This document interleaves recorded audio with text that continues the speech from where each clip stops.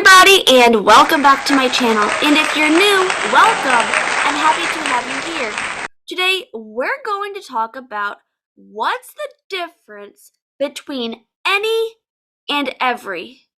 And we're going to take a look at some examples of how we can use these words. Now, the biggest difference, and this is speaking generally because, as we already know, English has exceptions to rules, but generally speaking, the biggest difference is that any is a random pick of one or a few, and every includes all of a set or group. Let's take a look at some examples of when to use any. So, for example, let's say that a father takes his son to a candy store and he says, "You can have any candy you want." The father means that his son can pick and choose any candy from all of the candies in the store that he wants. The father does not mean that his son can have all of the candies, but that he wants him to pick and choose which candies he wants. Here's another example. Let's say that you go into a bakery, which is a place that sells bread, and the baker says to you, "You can have any bread you want." The baker means that you can pick and choose any bread that you want. The baker does not mean that you can have all the breads, but rather he wants you to pick what you want. So we see from these examples that we use any to mean whichever. So I want you to associate the word any with whichever. So any, whichever. Okay, so I want you to think of those words together. So for example, the boy was allowed to choose any candy that he wanted. That means that the boy could have whichever candy he wanted. This is an example of what's called a positive sentence. I'll repeat that again. This is an example of what's called a positive sentence. Now, when any is used in a negative example, it can mean none at all or not one.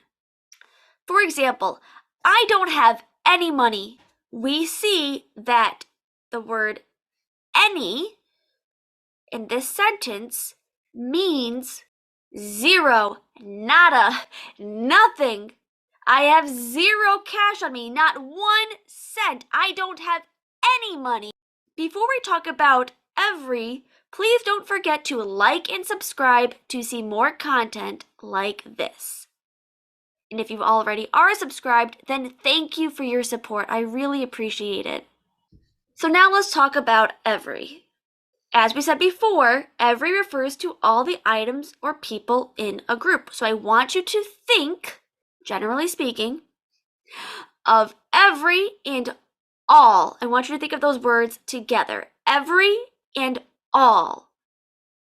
Every and all. Before we said that any and whichever go together, so now we're saying that every and all go together.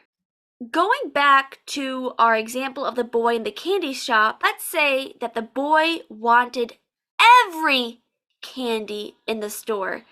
This means that the boy wanted all of the candies in the store.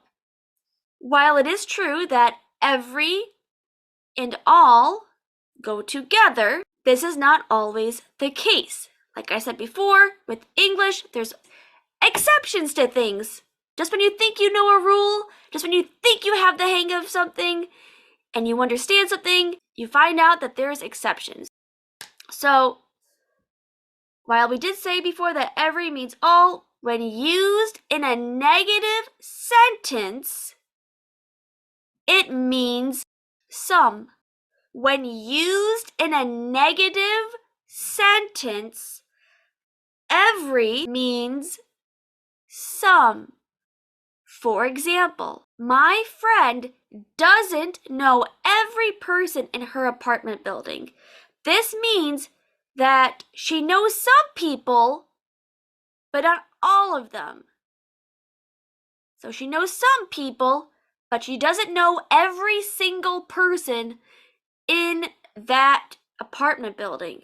I really hope that this video helped you to better understand the differences between these two words. I will put the websites that I use to research this information down below in the description so that you can go back and you can read these articles and it will better explain it to you. Can you make a sentence using any or every? Comment below. Also, if you would like to practice speaking English with a native speaker, then please book a lesson with me. I have a special promotion going on for the month of December only. And if you would like some info on that, please email me at teacherbrittusa@gmail.com and I would be happy to explain this promotion to you. That's all for today, everybody. I hope that you're having a great and safe day, and I'll see you next time. Bye!